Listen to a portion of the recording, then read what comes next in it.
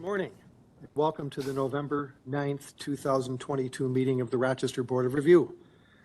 This hearing is being conducted in the Greasetown Hall Community Rooms A and B located at 1 Vince Toffany Boulevard in the town of Greece, city of Rochester, New York, 14612, and is also being heard via video conference via WebEx with participation being conducted at the New York State Department of State Conference Room 1135 located at 1 Commerce Plaza, 99 Washington Avenue in Albany, New York, 12210. The time is now 9:16 and this hearing is officially open. This hearing is being amended to include resolution number 1 of 2022, and we will now begin the public hearing portion. This is a public hearing conducted by the New York State Department of State Rochester Regional Board of Review pursuant to Section 103-A of the Public Officers Law for the purpose of receiving public comment on the proposed adoption by the Board of Review of a resolution authorizing the use of video conferencing and establishing written procedures governing member and public attendance for meetings of the Board of Review and meetings of any and all committees or subcommittees of the Board of Review now existing or hereafter established. As the chair of the board, I will serve as the presiding officer for today's hearing. Section 103-A of the Public Officers Law authorizes a public body to allow its members to participate in a meeting remotely under extraordinary circumstances at locations that do not allow for in-person physical attendance by the public, provided that such public body adopts a resolution authorizing such remote attendance and establishes written procedures governing member and public attendance consistent with Section 103-A of the Public Officers Law. If adopted, the proposed resolution would authorize the Board of Review and any and all committees or subcommittees of the Board of Review now existing or hereafter established to use video conferencing to conduct meetings in the manner contemplated by Section 103-A of the Public Officers Law. For example, meetings where a member who is unable to be physically present at any such meeting location due to extraordinary circumstances is permitted to attend and participate in the meeting by video conferencing from a remote location that is not open to the public, and establish written procedures governing member and public participation for such meetings. The proposed resolution would also confirm that the Board of Review continues to authorize the Board of Review and any and all committees or subcommittees of the Board of Review now existing or hereafter established to use video conferencing to conduct meetings where each member wishing to attend and participate in such meeting is physically present at such meeting at a location where the public can attend. Notice of the public hearing for this proposed resolution and written procedures was posted on the Department of State's website on October 20th, 2022. All persons wishing to present comments at today's hearing should sign the registration sheet or message the host of the WebEx. Speakers will be called in the order in which they appear on the registration sheet and or where received via message in WebEx. Dan, do we have a registration sheet out? No, we do not. If anybody wishes to comment, though, we can get a registration sheet for you. Okay, thank you. All persons wishing to present comments will be asked to complete and sign a notice of appearance.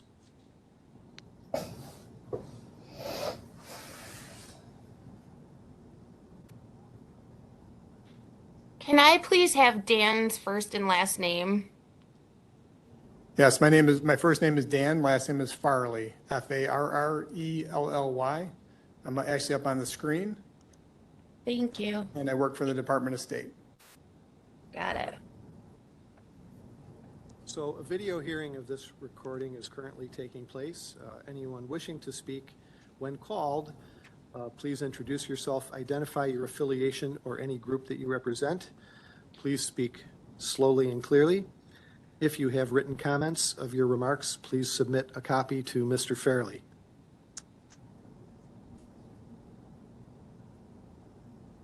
Does anyone in the audience or anyone who's logged in remotely wish to comment on this public hearing?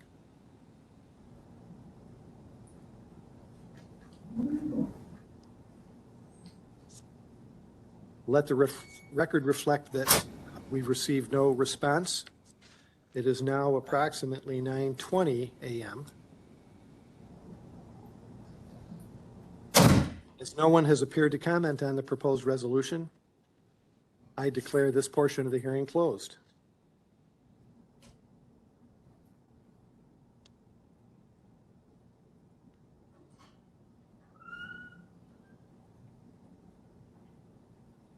So I need someone from the board to make a motion to adopt resolution number 1 of 2022, authorizing the use of video conferencing and written procedures governing member and public attendance pursuant to section 103-A of the Public Officers Law, as presented by me this morning.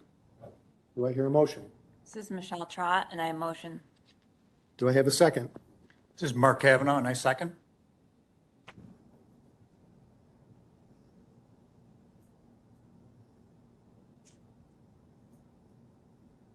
Mr. Papich,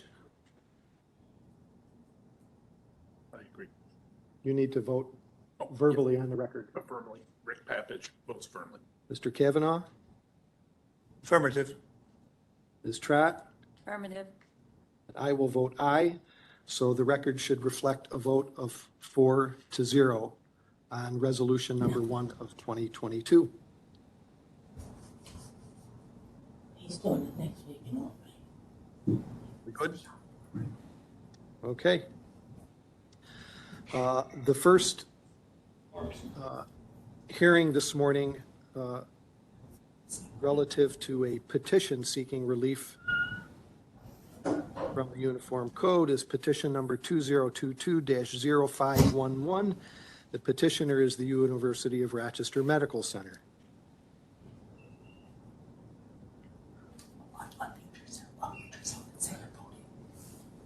My name is Mark Kavanaugh, and I have to recuse myself from this hearing.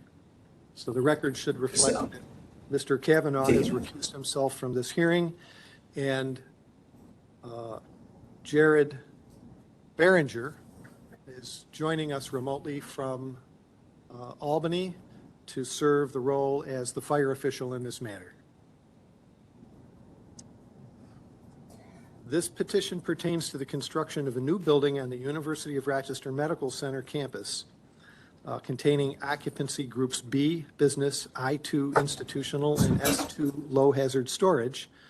The building is of type 1A construction, 9 stories in height, 660,533 square feet in gross floor area, and is located at 601 Elmwood Avenue in the city of Rochester, County of Monroe, State of New York.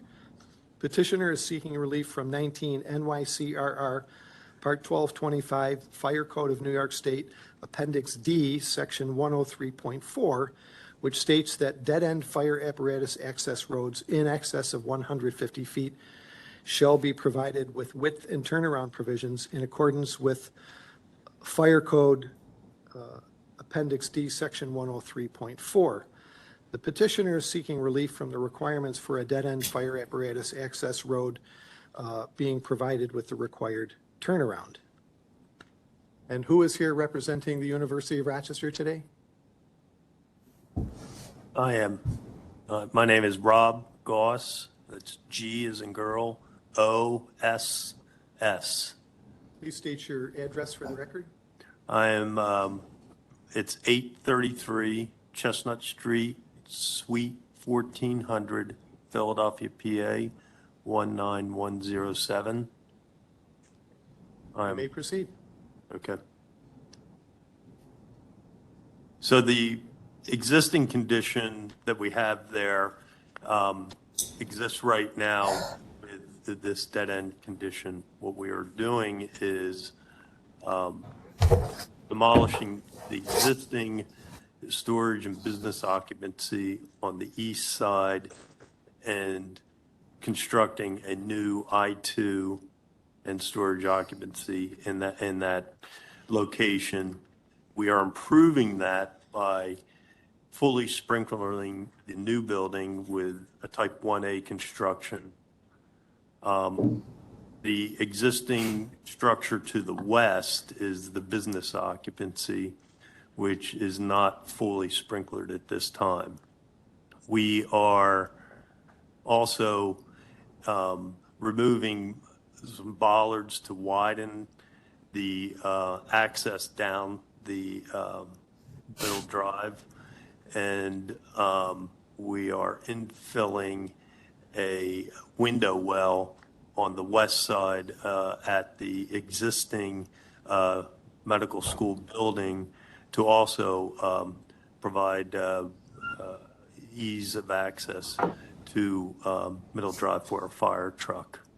In our petition, we have shown how a fire truck would access the Middle Drive and back up out of Middle Drive. Now, the staff analysis that was done by the regional engineer suggests that your petition intended to leave those bollards in place. Do you wish to amend that statement to include removal of the bollards that neck down the width of the space in the fire apparatus access road? Right, we are removing existing bollards. There are some new bollards going in, but those are tighter to the building. Give us 1 minute here, please. So,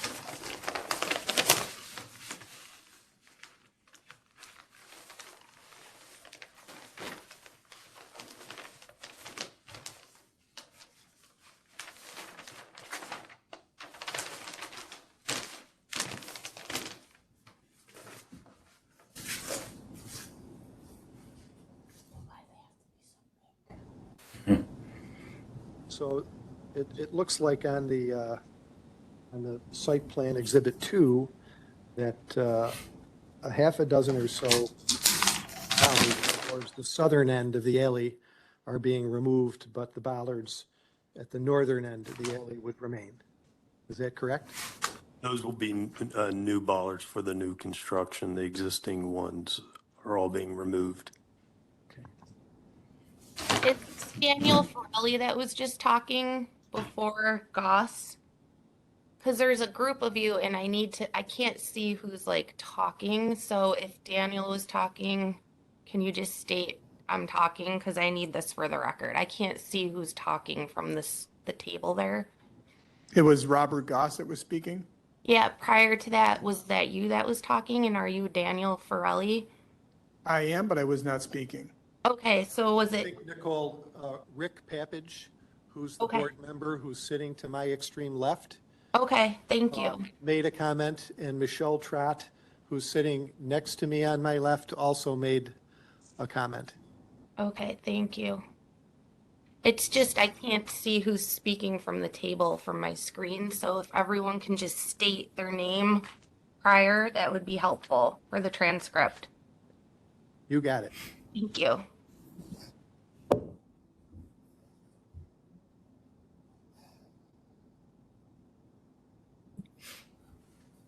Rick Papich, just questioning the bollards that are being removed. What was their intent and why are they there in the first place?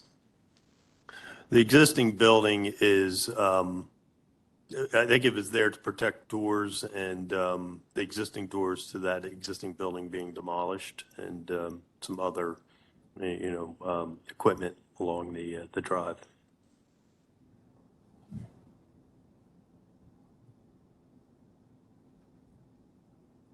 Okay. Can you see me, Nicole? Do you need me to introduce myself every time I speak?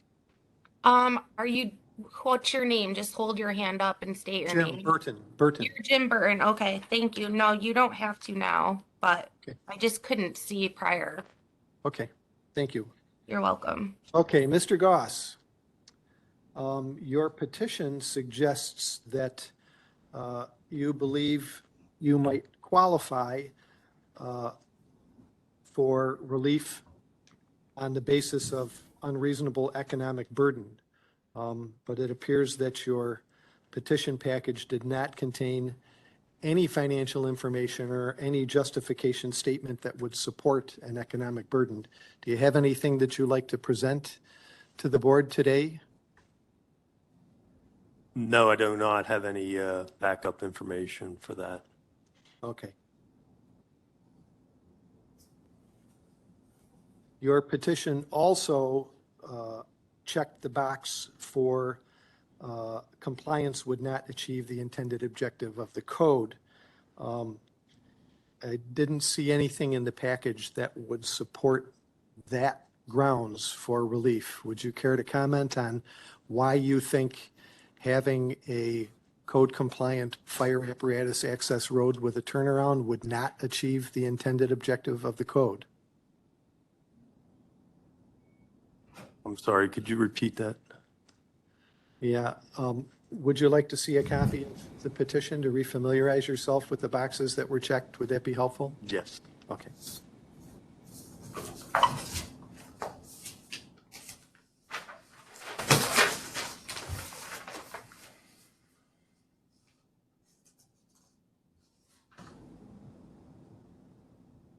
Let the record show that we've presented Mr. Goss with a copy of the petition that was filed. That checks off 3 of the boxes for legal grounds for relief.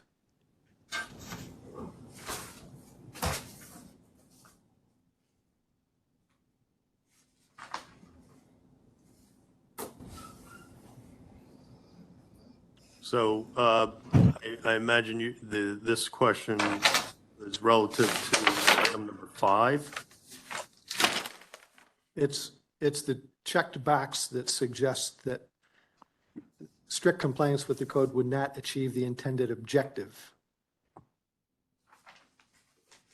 Item number 6. Or item number 5. Correct. So there is an existing condition there at this time, which we are improving.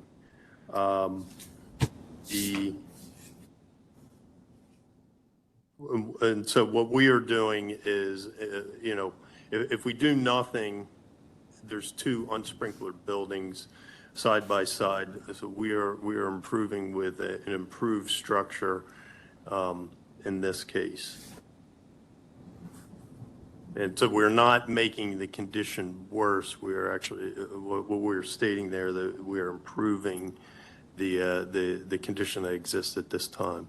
Okay, so that might be justification for grounds in light of alternatives, but I'm not hearing anything that supports your position that compliance would not achieve the intended objective of the code. We can just uncheck that box if you prefer, or if you have some documentation or an opinion that would support that ground, we'll be happy to consider it. Okay, yeah, I do not have anything that would support that. Okay, fair enough. I'm going to need my copy of the petition back.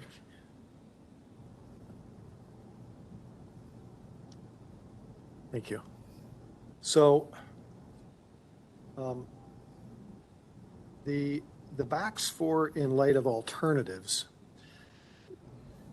the board typically looks at that as trading off some life and or fire safety features that you're offering that are in excess of the minimum requirements of the code that could be considered in lieu of compliance with the provision that you're seeking relief from. So just for the record, The building that you're building is required to be sprinklered, so that's not really an alternative. That's just a compliance item. So, and there was another item in your narrative with respect to signage. Signage is really required at the discretion of the fire code official, and we're going to hear from the fire department here in a little bit. Just asking for the record if you have any other alternatives to offer the board that would be exceeding the minimum requirements of the code that the board might consider in lieu of compliance with the provision you're seeking relief from. We do not. Okay, thank you.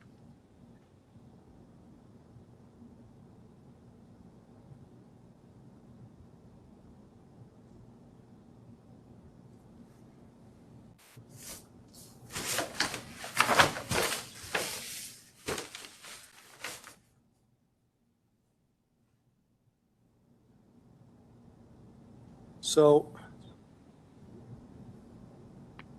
there is another option for meeting one of the grounds for relief that the board might wish to consider, and that's in light of the fact that compliance would be physically or legally impracticable. So the board is aware of the fact that this high-rise tower has been contemplated by the university for many years, and that several options for siting the tower on the grounds of the hospital complex have been considered. So, you know, what I'm looking for is to get something on the record that would suggest that you've exhausted all other locations where a compliant fire apparatus access road might have been provided with a turnaround suitable for use by the fire department. Yeah, so we did planning studies, and the driver for this project is the expansion of the emergency department, which is a great need for the community in terms of the volumes that they are currently experiencing at this time, and to increase the bed count, which is also is really a need for this community. So the design is taking that into consideration to alleviate the overcrowding that they have in the emergency department, and the location is in the existing emergency department location. It's an expansion of that. That is the purpose of this project. By removing the buildings that are being removed, make way for this expansion of this vital clinical need. Were there any other locations on the hospital complex considered that would not need relief? Not to my knowledge.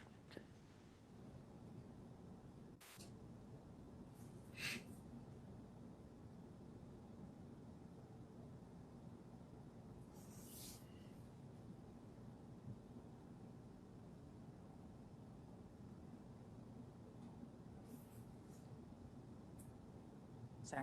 My name is Michelle Trott. Who exits into Middle Drive from the buildings?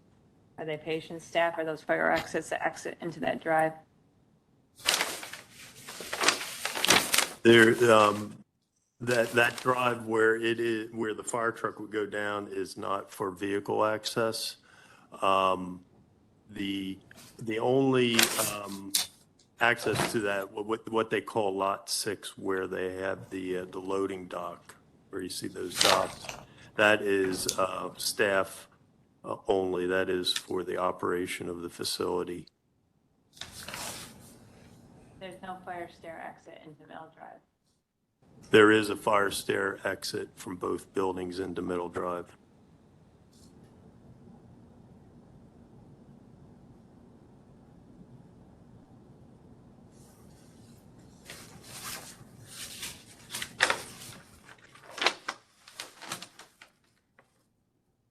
To your knowledge, has the city fire department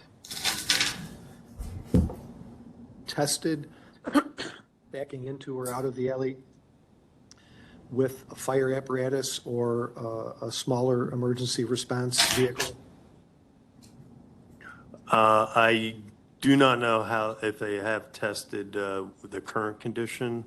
I would have to defer to the fire department. Is sufficient lighting being proposed to illuminate the alley in the event that that becomes a discharge location for patients or staff? Yes, there is exterior lighting positioned regularly along the new building, which will illuminate that.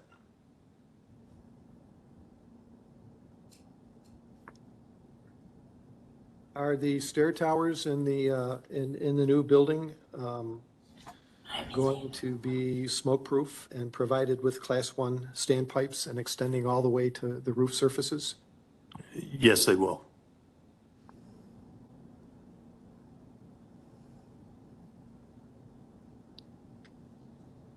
Is a secondary water supply being provided for the fire protection systems? There is a redundant loop for the fire protection system that is being planned for this building. So by redundant, you mean 2 independent fire service mains such that impairment of one would not affect the other? My understanding is that I am aware of the main fire feed from Elmwood Drive. I would have to take a look at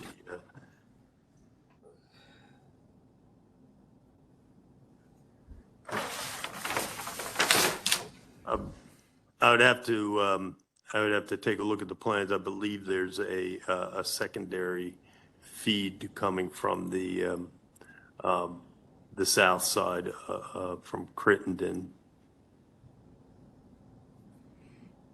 through the existing building. Is the fire command center going to be located with access to the alley?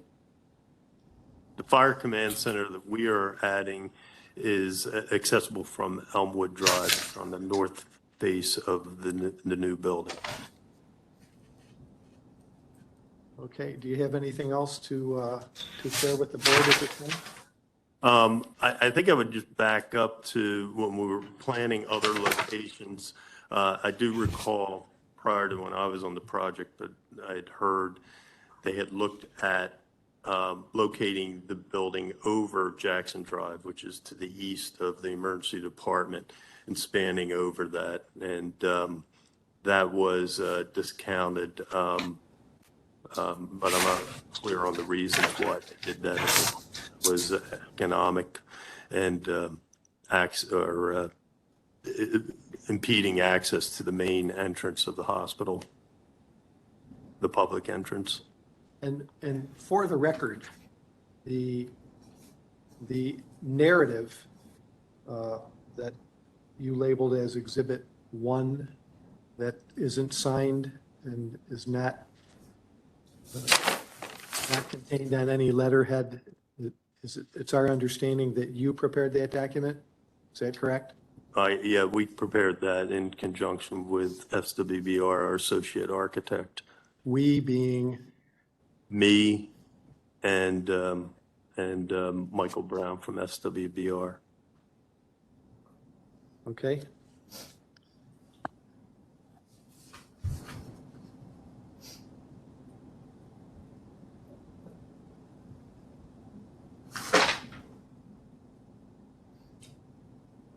Does anybody else wish to testify on this matter? Yes, this is Michael Brown. From SWB, I would like to make one statement. Excuse me, could you list your address, please, for the record? Yeah, 387 East Main Street, Rochester, New York.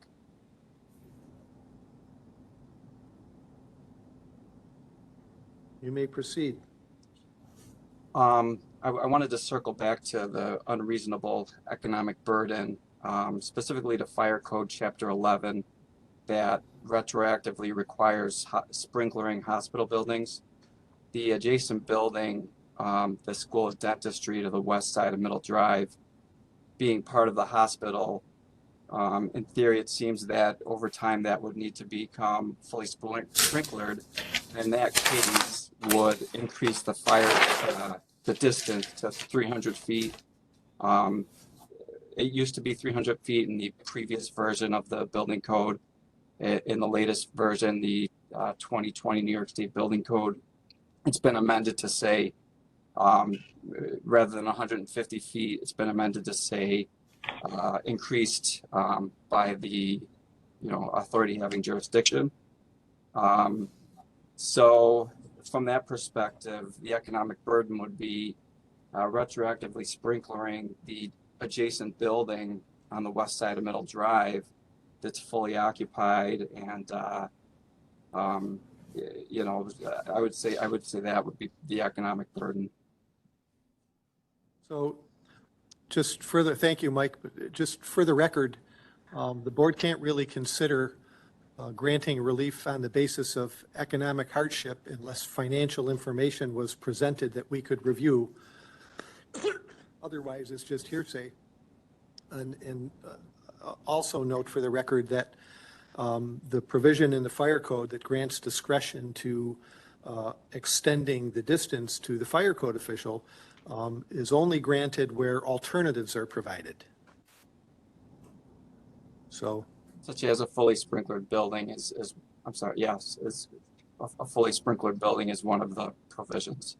yeah. So Correct. because we're not here to review plans for the entire structure, we can't really comment on that.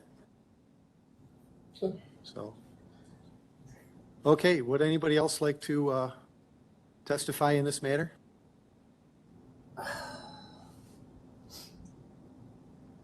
Good morning. Arthur Paul Kuzowitz, KU, C as in Charlie, EWI, C as in Charlie, Z as in Zebra. Captain, Fire Safety, City of Rochester Fire Department. I'd just like to state the City of Rochester Fire Marshal's Office does not oppose.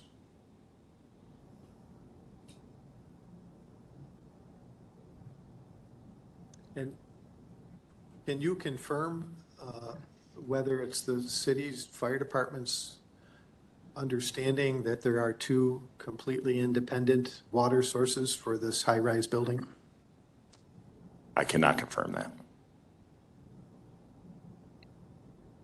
Is there two independent fire mains serving this area off of Elmwood Avenue? I believe there are. Rick Peppich. Sir, can you, have you reviewed the diagrams that show the fire truck backing operations? Yes, they have been reviewed. And is that something that you believe your vehicles and your drivers would be able to? Yes, currently as the road as it sits right now, we have no issues with that. So we don't see any issues with the new proposal. So is that part of your response plan that you would actually use in an emergency, that alley? That's not our normal response plan, but if needed, we would be able to use it. Are you aware of any test runs that have been done? Yes, I am. Okay, so you've backed in a Quint? I have not backed into Quint, but I know the company that serves that area has. They've tried it Okay, and they've been able to. okay. So you have any concern at all if you needed to get a ladder truck in there and you've got outriggers out? So now we've got a footprint of 16 feet plus or minus in an area that necks down to 24 feet. Are you at all concerned about any exit discharge from either side of that alley or taking away those remote emergency exits from the facility? I'm not. is Michelle Trot again. Has the loading dock portion, is that part of what's being demoing, or is that still staying along this alley? Loading dock portion is new to this. Currently, the loading dock faces on Elmwood, and it is being located in what is Lot 6. Nicole, did you catch that? Was Rob talking again? I did. Thank you.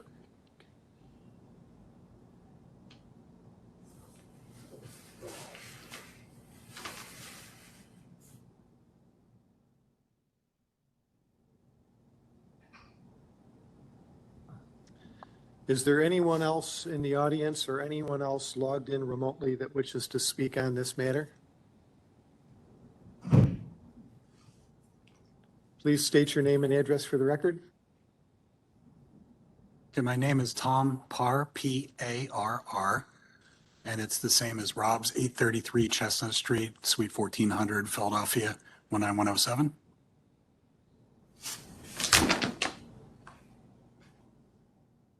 Please proceed. Okay.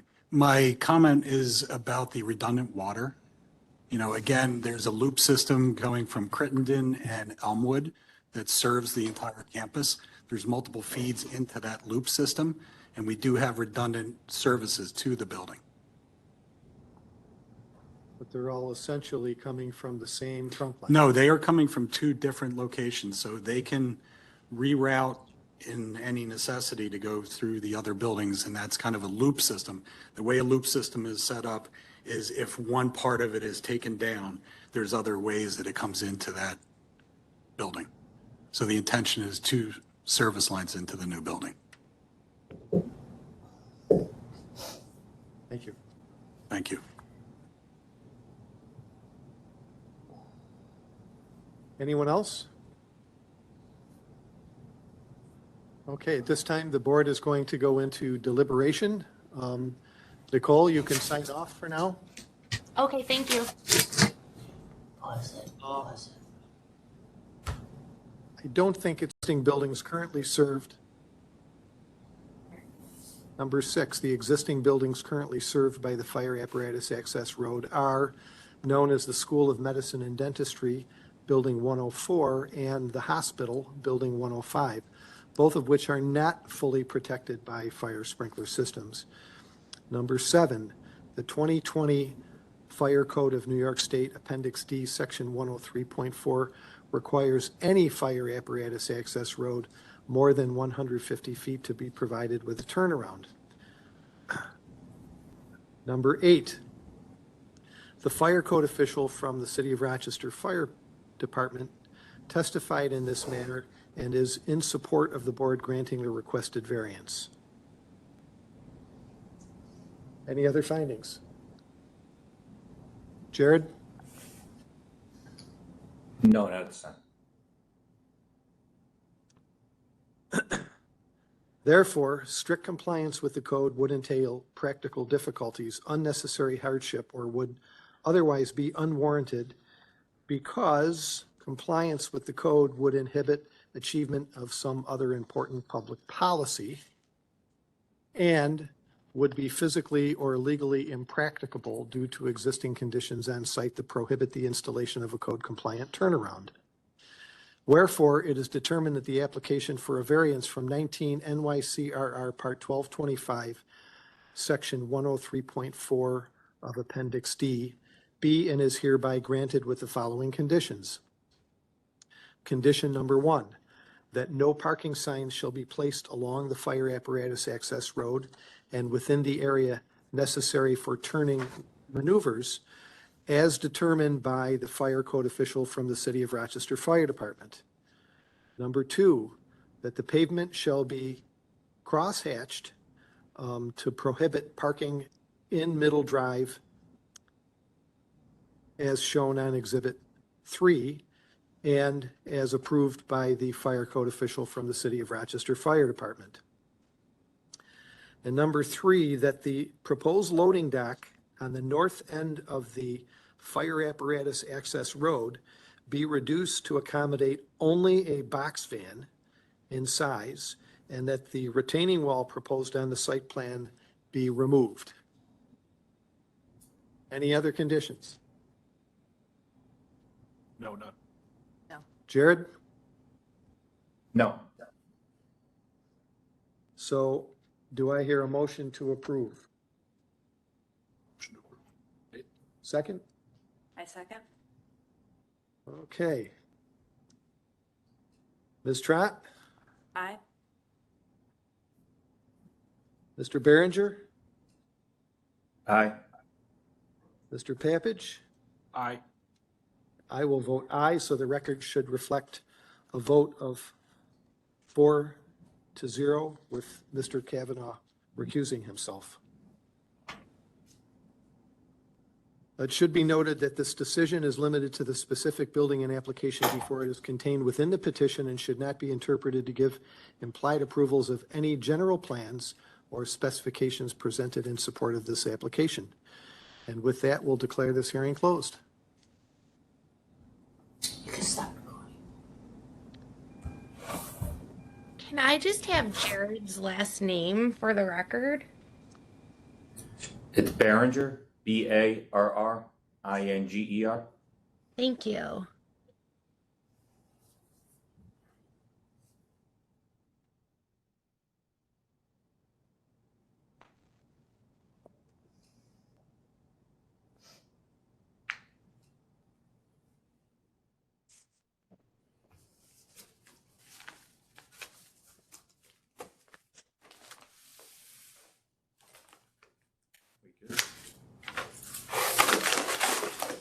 Do you want that or you want me to toss it?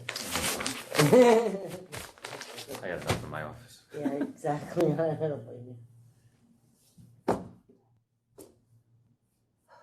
Save this for next week. Jared, Yeah, Barbara, we we're going are. to sign off now, okay? All right, take We're care, all set. guys. Thank you.